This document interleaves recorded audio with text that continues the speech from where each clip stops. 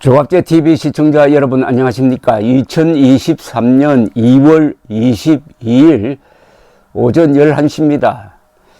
어제는 푸틴과 바이든 두 대통령이 우크라이나 전쟁 1주년을 맞아가지고 아주 날카로운 공방전을 연설을 통해서 주고받았습니다. 특히 푸틴이 새빨간 거짓말을 하는데 경악하지 않을 수 없었습니다. 푸틴은 우크라이나 전쟁은 러시아가 시작한 것이 아니고 서방세계가 시작했다고 이렇게 억지를 부렸습니다. 6.25 남침을 해놓고 우리가 북쪽으로 쳐들어갔다는 북침설을 주장하는 김일성이나 또 한 사람이 생각났습니다. 새빨간 거짓말, 180도 거짓말을 일죠. 이재명입니다. 이재명 더불어민주당 대표는 후보 시절에 대장동 게이트는 윤석열 게이트라고 주장했던 사람입니다. 이재명 게이트를 윤석열 게이트라고 180도 거짓말을 했던 사람인데, 어제 그 공방전을 보면서 푸틴의 거짓말을 보면서 똑같은 식의 이재명의 거짓말을 겹쳐서 확인하게 되었습니다. 그런데 사실은 푸틴이 어떻게 보면은 이재명을 떨어뜨리고 윤석열을 당선시킨 사람으로 기록될지 모릅니다. 왜냐하면은 작년의 우크라이나 침공이 2월 24일이었습니다. 2월 24일에 한국의 대통령 선거도 결정이 되었다고 저는 그때 그렇게 생각을 합니다. 이 사정을 말씀드리겠습니다. 작년 2월 23일이었습니다. 그때 정부가 약 10조 원을 풀어가지고, 10조 원이면 100억 달러입니다. 10조 원을 풀어가지고 330만 명의 소상공인들에게 1인당 300만 원씩 지원을 했습니다. 코로나 피해 지원금인데 조갑제닷컴도 해당이 되었습니다. 아침에 신청하니까 오후에 바로 나왔습니다. 300만 원. 근데 그 영향을 받는 사람이 300만 명, 330만 명이었을까요? 가족까지, 직원까지 포함하면 약 1000만 명에게 사실상 선거자금 10조를 뿌린 거하고 마찬가지입니다. 과연 그렇게 되니까 윤석열 지지율이 높았던 소상공인 사이에서 이재명 지지율이 높아지기 시작했습니다. 그리하여 이재명 지지율과 윤석열 지지율이 거의 붙을 정도로 윤석열 후보가 위기에 처해 있었습니다. 그러던 차에 24일 우크라이나에 대한 푸틴의 침공이 시작되면서 확 분위기가 바뀌어졌습니다. 모든 언론이 대선이 아니라 우크라이나 전쟁에 집중하였습니다. 그런데 이 순간에 젤렌스키가 결연하게 싸웠습니다. 미국이 해외 도피를 권했더니 젤렌스키가 나와서 내가 필요한 것은 무임승차가 아니고 무기다 라면서 온 세계 언론의 집중 조명을 받으면서 항전하는 지도자로서 떠오르고 있는 순간이었습니다. 이때 결정적인 실수를 한 사람이 등장했습니다. 바로 젤렌스키를 비하한 이재명이었습니다. 무슨 발언을 했느냐 하면은 작년 2월 25일 밤, 그러니까 우크라이나 침공 바로 하루 뒤에 대선 토론회가 있었습니다. 대선 토론회에서 이재명 후보는 윤석열 후보를 겨냥해서 이런 발언을 했습니다. 우크라이나에서 6개월 초보 정치인이 대통령이 되어서 나토가 가입을 해주지 않으려고 하는데 가입을 공언하고 러시아를 자극하는 바람에 결국은 충돌했죠.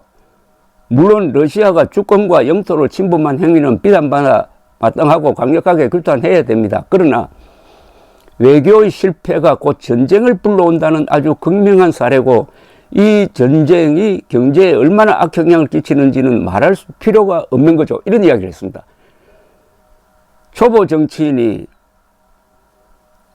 러시아를 자극하는 바람에 전쟁을 불렀다.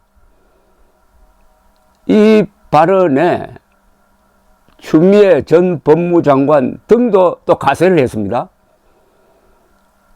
자, 이 기회를 잡은 사람이 윤석열 후보입니다. 윤석열 후보는 바로 그 다음날 이런 성명서를 냈습니다. 바로 이재명 비판에 들어갔습니다.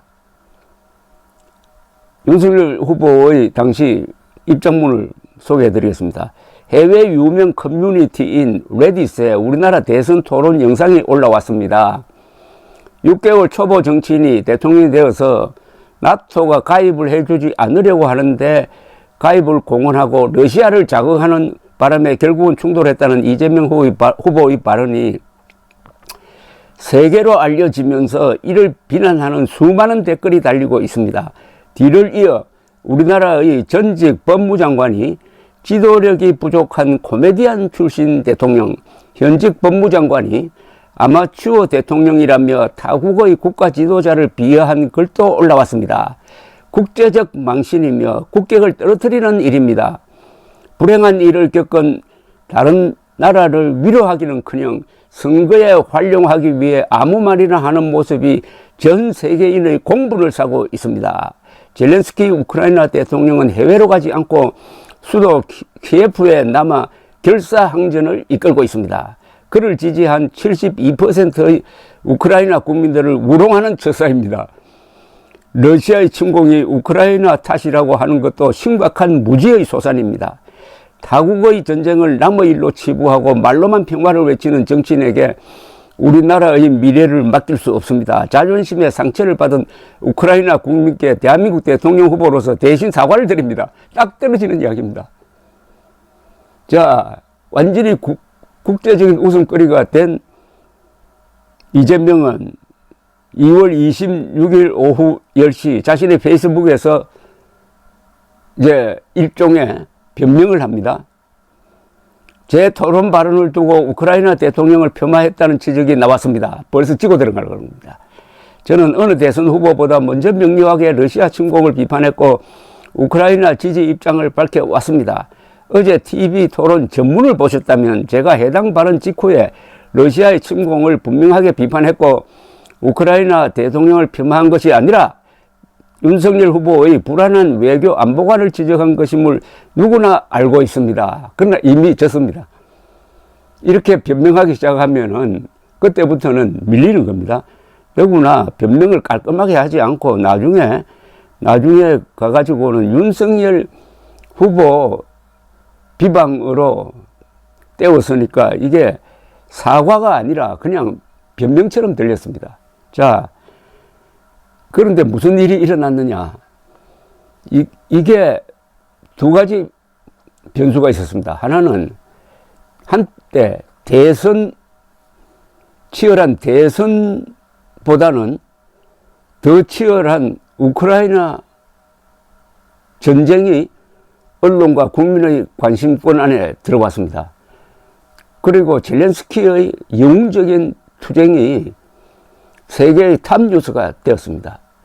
관심이 일단 선거 국면에서 전쟁 국면으로 바뀌니까 그 분위기가 우파 후보인 윤석열 씨에게 유리하게 작용한 데다가 이재명의 결정적 실언이 국제적 웃음거리가 되니까 윤석열 후보가 역공을 폈습니다.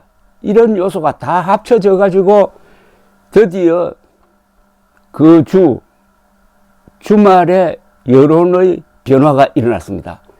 이재명 후보 지지율의 급상승이 멈춰졌어요. 다시 윤석열 후보의 지지율이 회복되어 가지고 그 격차를 벌리기 시작했습니다.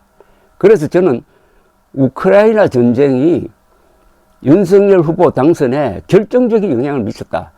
여러 가지 팩트가 같이 합쳐졌는데 젤렌스키의 영웅적 투쟁, 그리고 이재명의 비겁한 실언, 윤석열의 신속한 대응이 오늘날 윤석열 정부를 만들어내었다. 이렇게 보는 겁니다. 그러나 여기에는 후일담이 있는 거죠. 사실은 젤렌스키 우크라이나 도움을 많이 받은 윤석열 대통령이 이끄는 한국 정부가 왜 우크라이나에 무기를 대주지 않느냐 하는 비판이 일고 있습니다. 국제사회에서 일고 있습니다.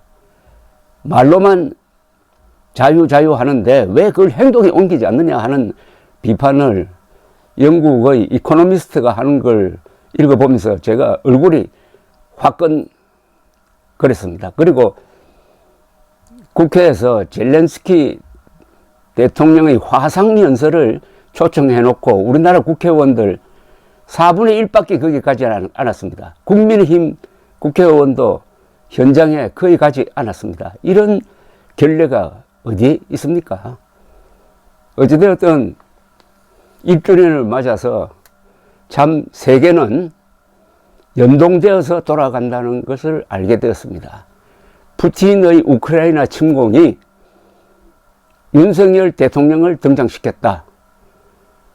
세계는 하나입니다. 감사합니다.